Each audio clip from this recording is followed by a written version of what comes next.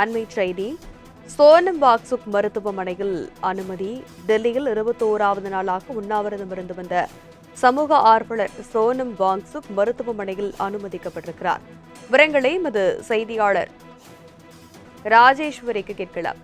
ராஜேஷ், வணக்கம். சோனம் வாங்சுக்கின் நிலை தற்பொழுது என்னவாக இருக்கிறது? விவரம் என்ன? தனலட்சுமி, நீட் தேர்வு முறைகேடுகள் தொடர்பாக கல்வி அமைச்சர் தர்மேந்திர பிரதான் பதவி விலக கோரி காக்ரோச் ஜனதா கட்சி என்ற அமைப்பு டெல்லியில் ஒரு போராட்டத்தை நடத்தி வருகிறார்கள்.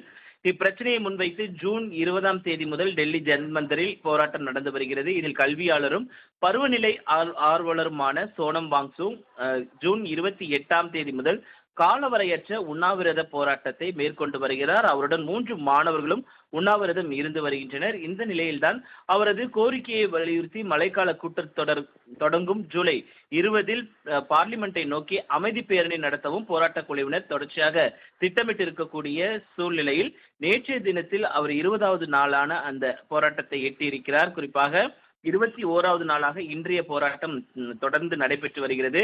குறிப்பாக அவருடைய உடல் நாளுக்கு நாள் மோசமாகிக் கொண்டிருக்கக்கூடிய, பலவீனமாக சென்றிருக்கக்கூடிய சூழ்நிலையில் அவரது உடலை கருத்தில் கொண்டு அவர் மருத்துவமனையில் உடனடியாக அனுமதிக்கப்பட வேண்டும் என்று மருத்துவர்கள் அறிவுறுத்தியதன் அடிப்படையில் அவர் மருத்துவமனைக்கு அழைத்து செல்லப்பட்டிருக்கிறார். இதன் காரணமாக அங்கு போராட்டம் என்பது வெடித்திருக்கிறது. குறிப்பாக அவரை மருத்துவமனைக்கு அழைத்து செல்ல விடாமல் அங்கு போராட்டத்தில் ஈடுபட்டிருப்பவர்கள் போலீசாருடன் வாக்குவாதத்தில் ஈடுபட்டிருக்கிறார்கள்.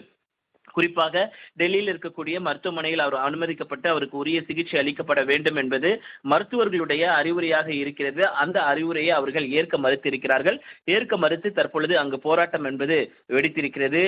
மருத்துவமனையை முற்றுகையிடக்கூடிய அந்த நிகழ்வுகள் என்பது நடைபெற்று வருகிறது. அவர் ஏற்கனவே தன்னுடைய உடல்நிலை மோசமானாலும் தான் உயிரே இழந்தாலும் பரவாயில்லை, ஆனால் நீட் தேர்வு முறைகேடுகளில் உரிய நடவடிக்கை எடுக்க வேண்டும், மத்திய அமைச்சர் தர்மேந்திர பிரதான் உடனடியாக பதவி விலக வேண்டும் என்பது அவருடைய மிக முக்கிய கோரிக்கையாக இருக்கிறது. இந்த நிலையில்தான் அவர் டெல்லியில் இருக்கக்கூடிய அந்த மருத்துவமனையில் அனுமதிக்கப்படக்கூடிய அந்த சூழல் என்பது ஏற்பட்டிருக்கிறது. தனலட்சுமி, விவரங்களுக்கு நன்றி ராஜேஷ்.